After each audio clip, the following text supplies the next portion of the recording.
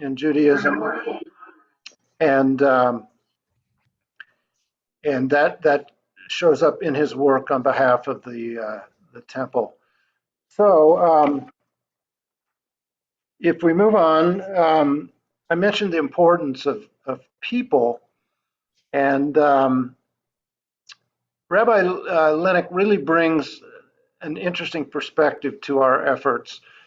He said, we are all of the same earth, one home, one humanity. We are all equal parts of life itself. We need to learn how to see others, all others, as our cherished neighbors sharing our home planet. And he believes that the purpose of Judaism is not to make the world Jewish necessarily, but to share Judaism's message of love and goodness and draw love and goodness out in each other. And he tries to bring this to his efforts on behalf of the temple, and he's made a huge difference in our efforts in that regard. The next photo is just a photo from Rosh Hashanah in 2020 where he's reading from the Torah. We have 3 Torah scrolls at Temple Aaron. One of them was given away a few years ago to Temple Emmanuel in Pueblo. And it was at that time that we were fearing that Temple Aaron was going to close for good. I'll tell you more about that in a minute, but if we move on, one of the things that Rabbi Lennox provides for us is a monthly Torah study. These dates are a little bit outdated, but if you just remember 10 a.m. on the first Shabbat of each month, these are all on Zoom. And then we also have Shabbat service in Kiddush and Kibbutz on the 3rd Friday evening of each month. And you can register for these things at templeaaron.org. So those are just briefly some things that Rabbi Lennox is helping us with. And I'd like to introduce the next slide, another one of our board members, who is Neil Paul. Neil has a background in marketing and real estate. And Neil is the guy that really rallied back in late 2016 to try to gather people together to save Temple Aaron, because it was beginning to look like the doors were going to close. And he found out about it and went down there and saw this spectacular place and said, we just can't let this happen. So he reached out to some other people, and eventually a board was formed. The next photo is a photo of our board. If we click to that, that's Neil on the left. Right next to him is Sherry Glickman Connect, and I'll talk more about her and her role in a minute. And next to Sherry is Ron Rubin, who lives in Colorado Springs. And on the right, on the front, is David London, who's an attorney in Boulder, who also got involved with Neil very early to try to save the temple from closing. On the back row, on the left, is Randy Rubin, who lives in Raton, New Mexico. And Randy and Ron Rubin grew up at Temple Aaron, and they're really the keepers of the temple, as was their parents. And I'll talk a little bit more about them. And then that's me in the back right there. We're standing on the steps of Temple Aaron, and you can see some of the local quarried stone that makes up the columns in the porch and the front steps. But as I said, if we move on, in 2016, funds had dwindled. The Jewish community had moved away. There were 1 or 2 Jews left in Trinidad. It was really difficult to have any kind of services and to just maintain the building and operate it. And back in 2016, that for the first time in 127 years, no high holiday services were held. And the difficult decision was made to put the building up for sale. And this drew a lot of attention, including a front page article in the Denver Post and some press in the Intermountain Jewish News and so forth. And people feared that the building would be lost. The building might get torn down, or it might become a brew pub or a theater or something else. And this is where I got involved through Colorado Preservation Inc. As Andrea mentioned, the program I manage is called Colorado's Most Endangered Places. And Neil and the Rubins and some other people nominated Temple Aaron to the Endangered Places list. When that happens, it goes through a process where reviewers are assigned the nomination, they go and they make a site visit, and they really delve into what would it take to save this building, what kind of community support exists for it, what resources are needed, and is this a project that we can take on, as a relatively small nonprofit organization. And I started as the Endangered Places Director in early 2017, and as Andrea mentioned, I work with 130 projects, but of those, 57 of them are considered saved. So we mainly just stay abreast of those and share the lessons learned from saving those buildings and sites with other communities.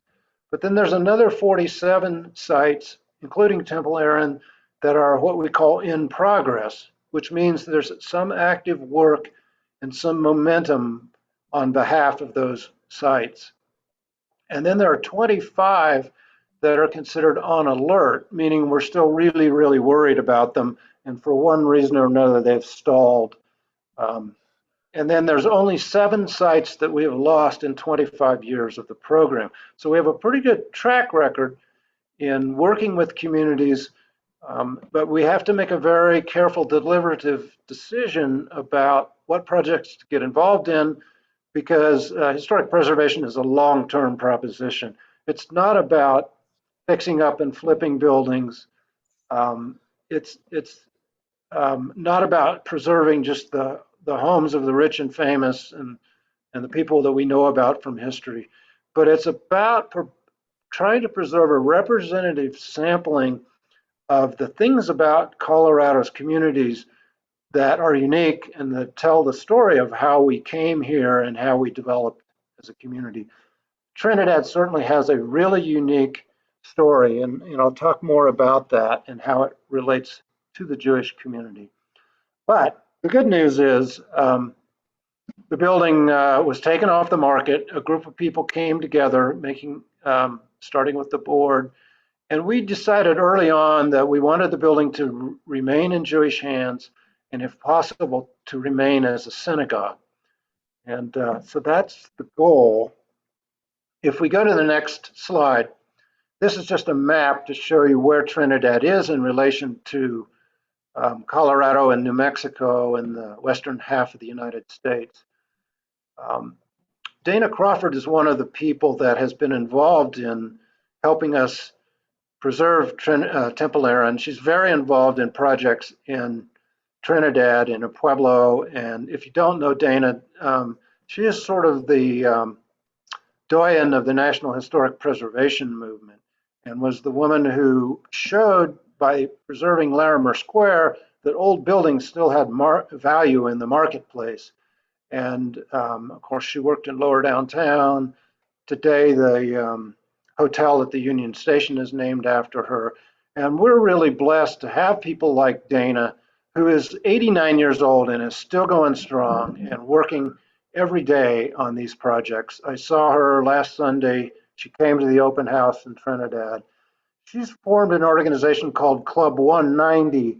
And the name of that, it's all about promoting Trinidad, but the name comes from the idea that it's roughly about 190 miles from Albuquerque to Trinidad, or from Boulder to Trinidad.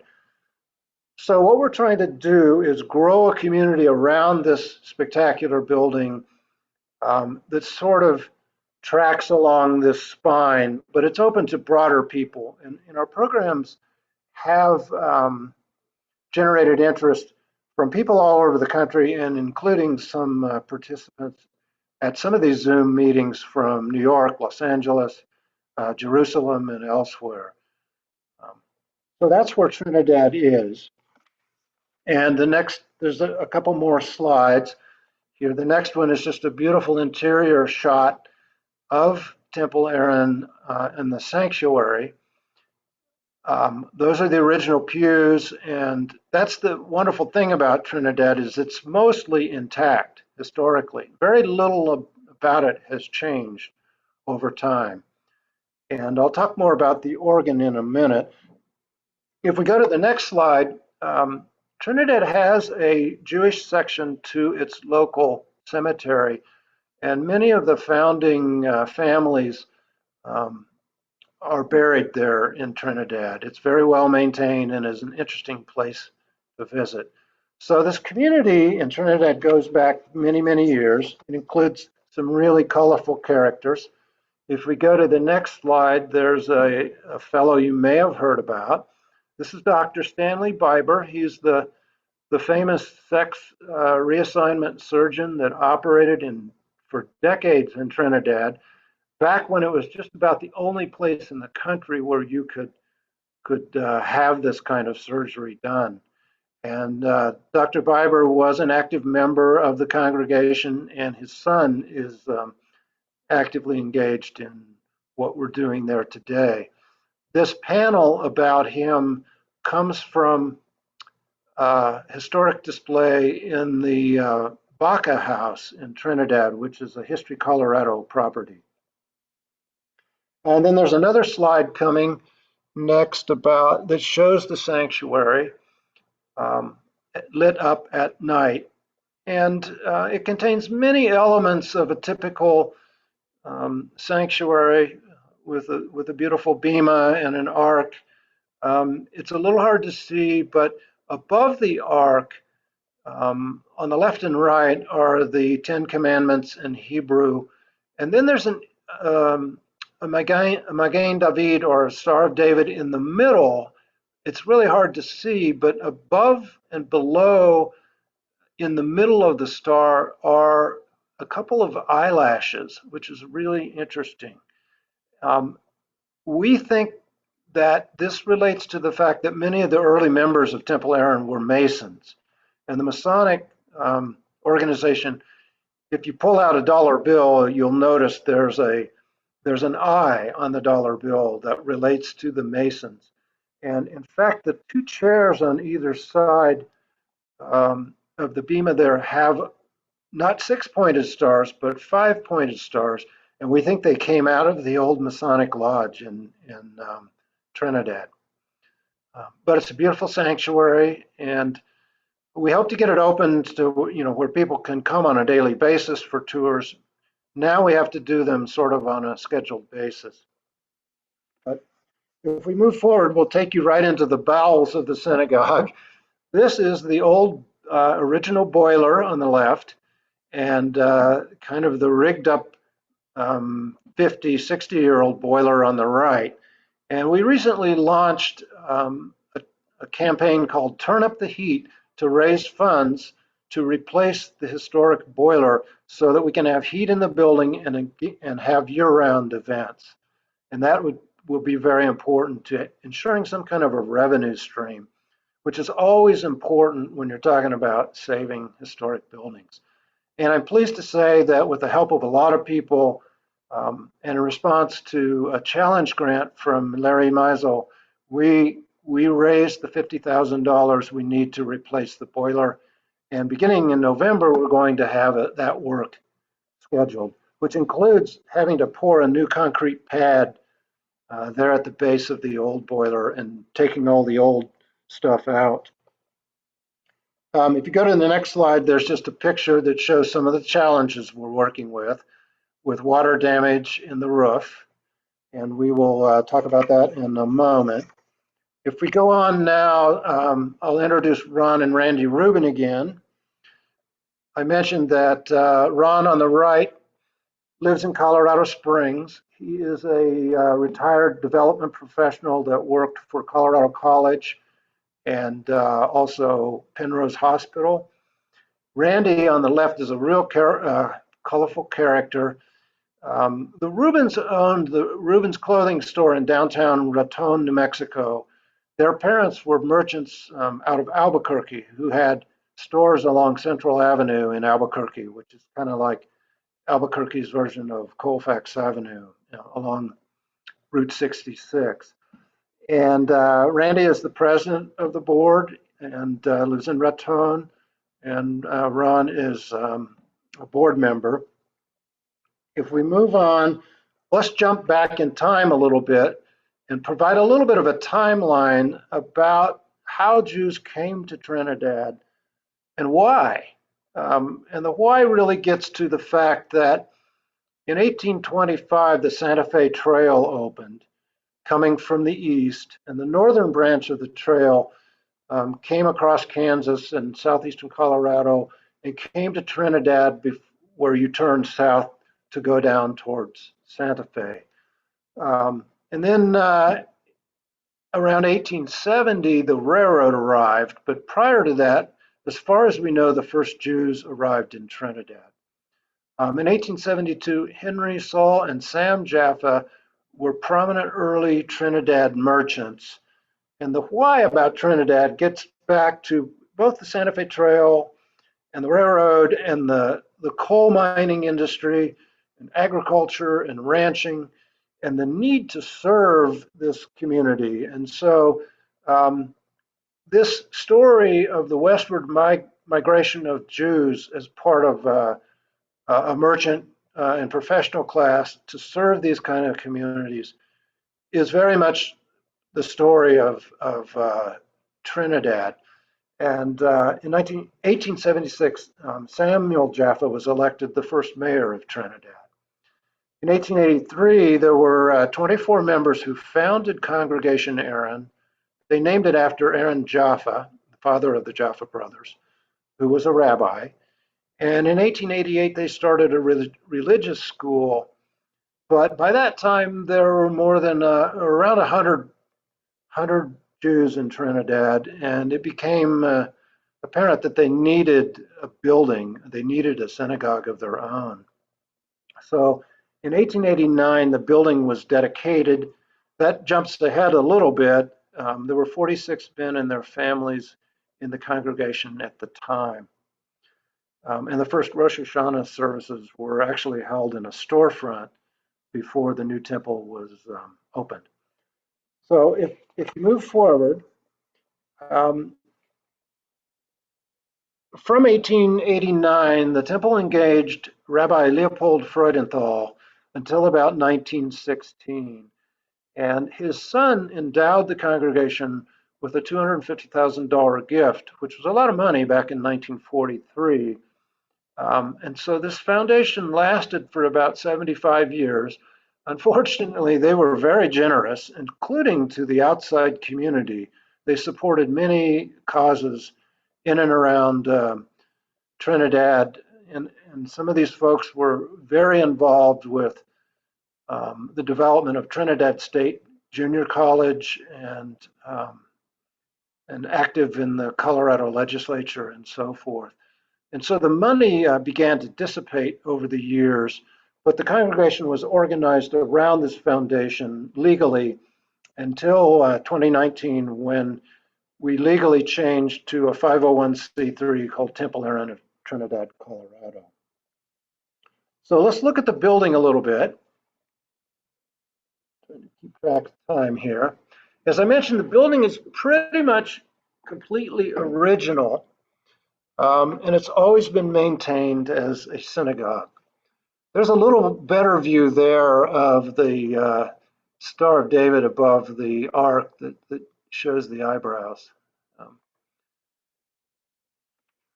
The next photograph shows that after Rabbi Freudenthal died in 1916, there were a series of lay rabbis that led the congregation, including Leopold Sanders, Gilbert Sanders till 1952, B. Sanders, who was Gilbert's widow until 1987, and then Ron and Randy Rubin's parents, Catherine and Leon Rubin, were really the people who kept the flame going. And unfortunately, Catherine passed away in 2016, and that was the the time at which the decision was made to close the synagogue, but it never really quite happened. That's important because it makes Temple Aaron the second oldest continuously operated synagogue in its original location west of the Mississippi. It's not the oldest, but it's definitely one of the oldest. And we also had a lay rabbi whose name you may remember, known as Jacob Rader Marcus, who would often come all the way from Cincinnati to lead high holiday services. And today, if you go to Hebrew Union College in Cincinnati, the archives there are named after Rabbi Jacob Rader Marcus. And the next photo shows the Rubin family.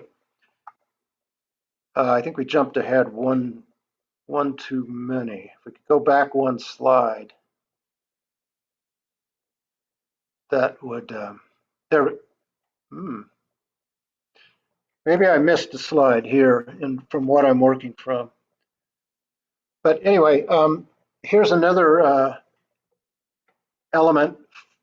This beautiful organ is called an Este organ, and they were built in Brattleboro, Vermont, and they keep a register and have a historically significant archive about these organs all over the United States. It still works. It's in great condition, and it has been played recently in some of the services. So let's move on. There are the Rubins. This strange-looking box that is on the pedestal here, we think is also something else that relates to the Masonic heritage of some of the lay members. And that is Leon and Catherine on the lower right, and Randy and Ron with their mother. If we move on, this is a great photograph labeled pre-COVID dining. I think this is from the 1940s, but it shows a pretty good example of how active the community was. And this is taken back in a room that sort of functions as a social hall on the main level of the synagogue. And then here's a couple pictures moving on from the 60s showing Randy and Ron's respective bar mitzvahs. Ron's was the last one for about 30 years until you move to the next slide, and you see that Aaron Bell was called to the Torah in May, and I noticed that Lance Bell, his father, is on the program today. So this was a really, really big moment for Temple Aaron, and there was a great turnout, and we were really appreciative of the fact that Aaron had his bar mitzvah there. I unfortunately could not be there, but it was a great service and great event. And the Bells are from Albuquerque. So, and now I'm going to tell you a little bit about my role in this whole project. If we move to the next slide,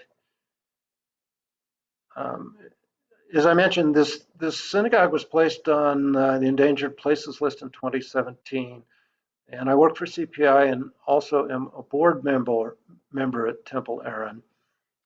If you move to the next slide, I'll talk a little bit about the building and what makes it so unique. The building is designed in what's called the exotic revival style, which was fairly popular, particularly among Reform congregations.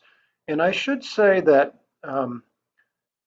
Temple Aaron's community were primarily German Jews, and the Reform movement began in Germany, and so there was this connection. But there was also this effort to make synagogues look different than churches necessarily, and to maybe draw from the past. And in the late 1800s and early 1900s, there were theaters and other buildings designed in this exotic revival style. And I will tell you about the architect in a minute. But if you look at the building on the far left, it, there is a pyramidal tower. There are two towers on the building, but they're somewhat asymmetric because they're different sized. The pyramidal tower on the left, the tower on the right is capped by a Turkish onion dome, which again derives from the Middle East and trying to make the connection back to the Middle East. Um, we do not know why the congregation chose this exotic revival style, and I'll talk in a minute about the National Historic Landmark nomination for the synagogue and why that's important. I wish we could find out why they chose it. If you're familiar with uh, the Temple Emmanuel building that dates from about 1884, I think, in Denver on Pearl Street and 16th Avenue, east of downtown. That is also designed in the exotic revival style. Um, but this is clearly a very unique building because there weren't many synagogues built in this way. I'd also like to call attention to, on the second level, you can see an area that just has a blank um, section inserted in the, and we're not really sure why there's no window there or no carving or nothing up there. It was once suggested by one of the visitors to the temple that there is this notion of tikkun olam and the repair of the world, but there was a recognition that the world could never really truly be perfected. So sometimes congregations would leave something that was just a little bit unfinished to reference back to that and symbolize it. But we don't know why that is blank there. But you can see that it's a very substantial building. It sits on a very steep slope, and it's built out of brick, which is famously mined from the Trinidad Brick Company, and then also locally sourced stone that is surrounding the windows and as lintels and part of the foundation. There's also a retaining wall that wraps around the site, which is in very bad shape today. Another interesting element are the finials that you see, which again sort of hark back to the Middle East. They look kind of like Torah pointers, or even the base of them look more like Torah scrolls. They're actually concrete, but they're wrapped in metal, painted metal. So those are some of the building elements. If we go to the next slide, there's a cornerstone down on the lower right of the building that shows who some of the original founders are, including Samuel Jaffa. The building was constructed in 1889, and if we move forward, I'll tell you a little bit about the architect in the next slide. His name is Isaac Hamilton Rapp. He was a very prolific architect. He designed over 80 buildings in Trinidad alone and in southern Colorado and northern New Mexico. He designed 3 or 4 other churches in Trinidad, a couple schools, schools in northern New Mexico, and he also designed the homes of 7 or 8 congregation members. 3 of those were displaced by the Los Animas County Courthouse, which he also designed, but others are still standing, and you can find them in Trinidad, including Rapp's own home, which is cat a corner from the courthouse building. Rapp was an eclectic architect who worked in a variety of styles. He's originally from the East and comes from a family of architects. And later on, he was credited with inventing the Santa Fe style. If you've ever been to Santa Fe, you notice that everything is adobe and stucco and a lot of flat roofs. And it's kind of a blending of what's called territorial adobe style and Spanish colonial style. And virtually everything in Santa Fe has to be built using design guidelines that that sort of enshrine this Santa Fe style, and Rapp is credited with inventing that later in his career. So he's a very famous Colorado architect and very prolific architect. There's another slide moving forward that shows some of the beautiful stained glass and the beautiful wooden balusters of the stairway. That particular stairway goes up into the choir loft where the organ is, and when the light comes in from the south, it just bathes the sanctuary in this gorgeous, gorgeous, beautiful light. So how do we preserve all this stuff, and how do we move forward? If you go to the next slide, recently we've had a lot of success to build on. Over time, there have been a number of small state historical fund grants given to the temple. The temple, the State Historical Fund, if you don't know, is actually capitalized by gambling in Central City, Black Hawk, and Cripple Creek. So every time you go gamble, and I'm not a gambler, but I have benefited from this fund, a portion of that funding goes back to those three communities, but most of it goes into a pool, and you can compete for grants competitively with other entities for the funding. In fact, my program is partially paid for by a grant from History Colorado's State Historical Fund. History Colorado is the State Historical Society or agency. They're a little different than us being a nonprofit, but we work very closely with them. We received a $50,000 grant from them last year for emergency work on the temple's roof. That required a $30,500 match from our organization, which I'm pleased to say we raised. The emergency repairs are done, but all that's doing is setting the stage for the replacement of the roof. The roof that's up there is a unique pressed metal roof, and I'll show you some pictures of it in a minute.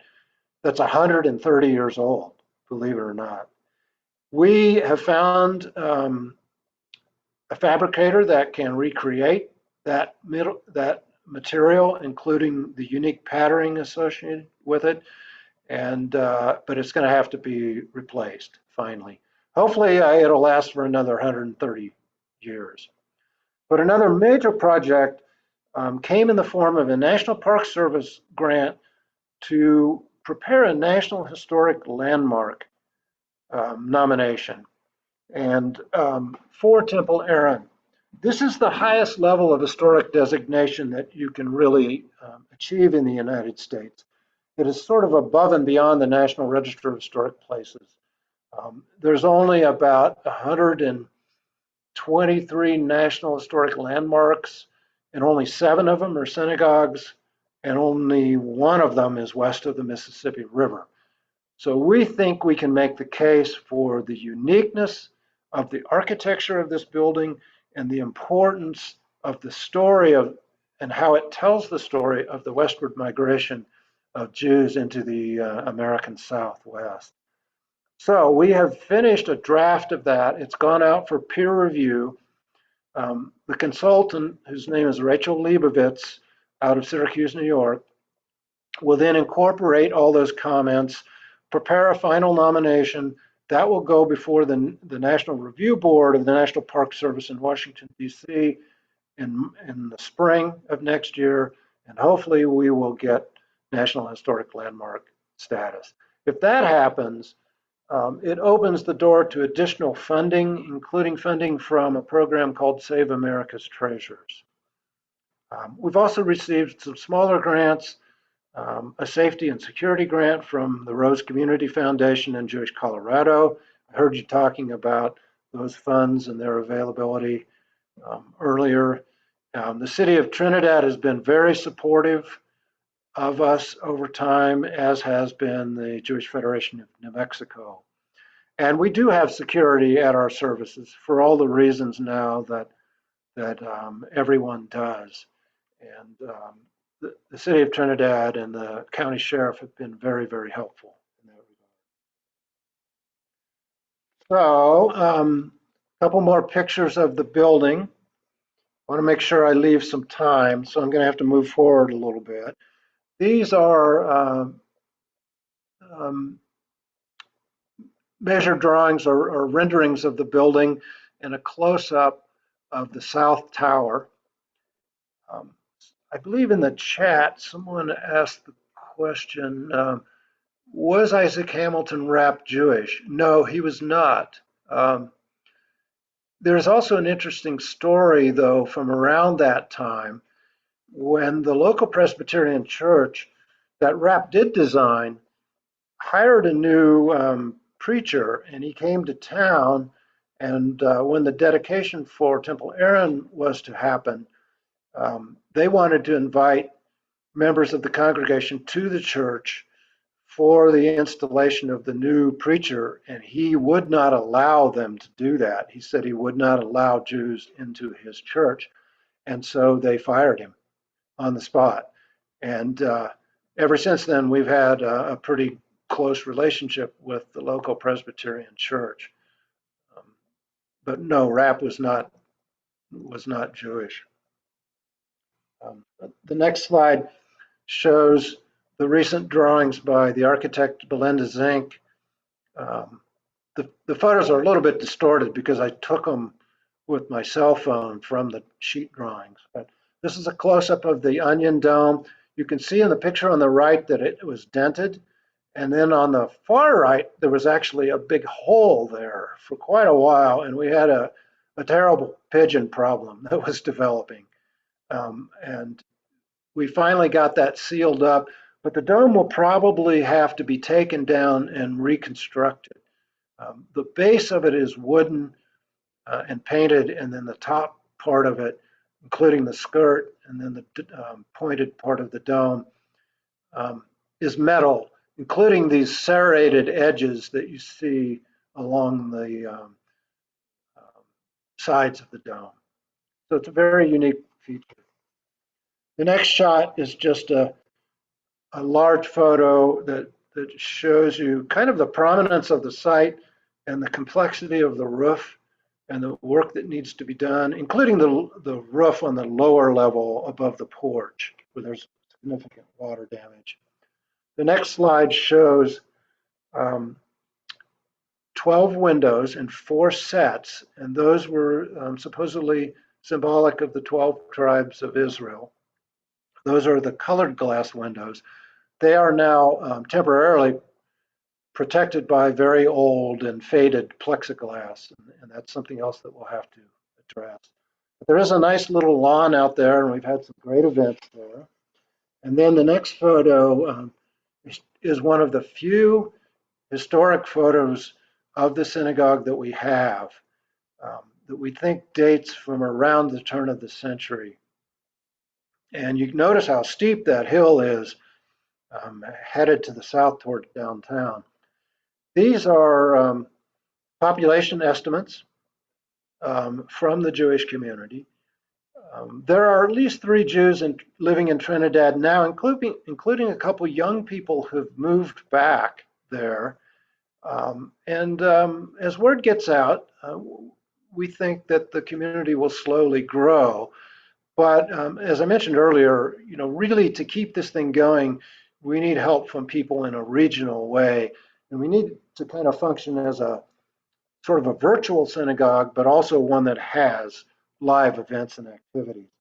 And the next slide introduces Sherry Glickman, who really is the brains behind our marketing, outreach, and events. And she's our treasurer and just got married to Neil there on her right. The next photo shows some people that you may recognize locally in the Denver area. The woman on the far right is Lisa May, and she is a descendant of Samuel Jaffa, Trinidad's first mayor. She's also on our board of directors at Colorado Preservation Inc. And so there are some important local connections that go way, way back.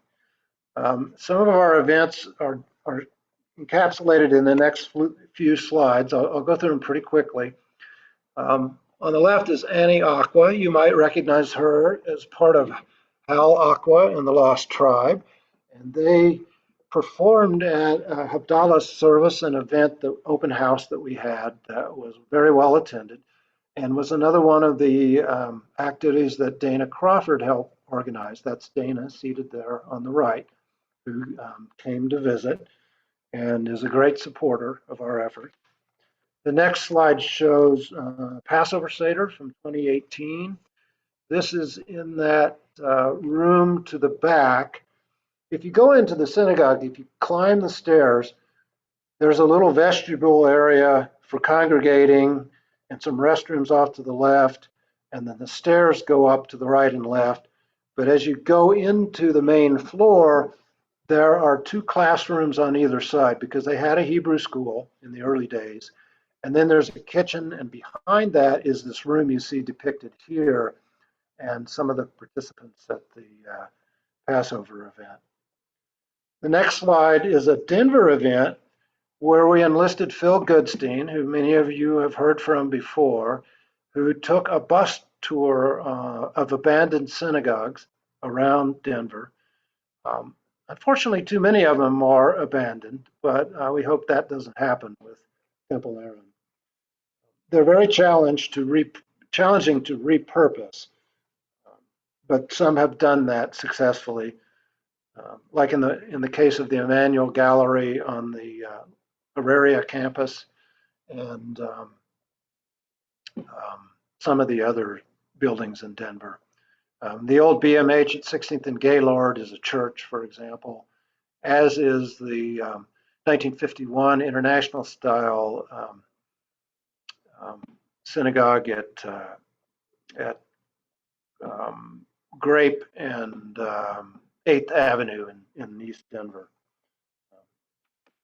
The next photo was from a very important event, which was the dedication of the marker you see there in commemoration of the 130th anniversary of Temple Aaron. There's a guy who goes around the country. He's pictured there next to David London in the blue shirt, and he's a retired doctor, and he just makes it his mission in life to find these stories of prominent Jews, particularly in rural areas and small towns, and to research and commemorate that history. He donates all his time, he donates the cost of these markers, and then he has a big dedication ceremony. And we had a huge turnout for this event, including people from all over the community of Trinidad. A couple more slides and then I'll wrap up. Here's some more pictures of that 130th Anniversary Gala. A special cake was baked for it. Sharikero Schwartz, who's a storyteller, is up there on the right. We had a whole series of events all through the whole weekend. It was just a wonderful, wonderful time. Another slide coming up is Rosh Hashanah from 2019. That's Rabbi Linick in the middle. You may recognize Rabbi Bernard Gerson there on the right. And that particular service, we had 3 different rabbis on the bima. So we've never had any trouble getting volunteers to officiate at our services. And now, of course, we have Rabbi Linick engaged. And Rabbi Linick did perform the wedding that happened in the next slide. This was Neil's and Sherry's. You can see him in the middle signing the ketubah. And us board members holding up the blanking on the canopy for the marriage canopy. Chuppah. The chuppah, yeah, the chuppah. So that was a wonderful event, and it was the first marriage in 10 years there in Trinidad at the temple. For these efforts, we've received a lot of media coverage. In the next slide, this is just kind of a synopsis of it. It shows various publications. Colorado Public Radio has highlighted the project a couple times, the Denver Post, the Trinidad Chronicle News, CBS 4. In particular, the Intermountain Jewish News has helped us tell this story on multiple occasions and also publicizes some of our events. And we're very grateful for that coverage. The next slide just reminds folks of some of the current events that happen on Zoom.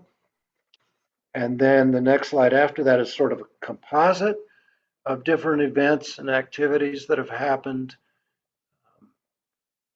I don't know if you can see them, but the couple in the lower left, the Lows, they are some of the last Jews in Trinidad that we know of for sure, as well as a couple other families. And then the very next slide just talks about some of our fundraising goals. We have reached the matching funds for the grant, and we have reached the boiler goal, and are getting close. We've raised probably over 80,000 of this $100,000 goal. While we have a much bigger challenge ahead of us long term, to preserve this building.